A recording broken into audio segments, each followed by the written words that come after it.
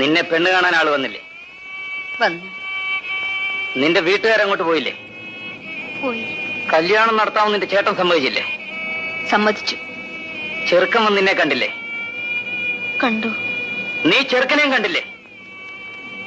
കണ്ടു. എന്നിട്ടാണോടി നീ വീണ്ടും എന്നെ കാണാൻ വന്നിരിക്കുന്നത്? തെണ്ടി.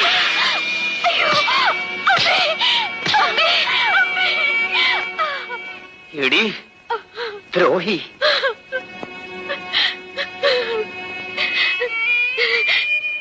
ചേട്ടൻ ചോദിച്ചതിനെല്ലാം ഞാൻ അതേ എന്നല്ലേ മറുപടി പറഞ്ഞത്.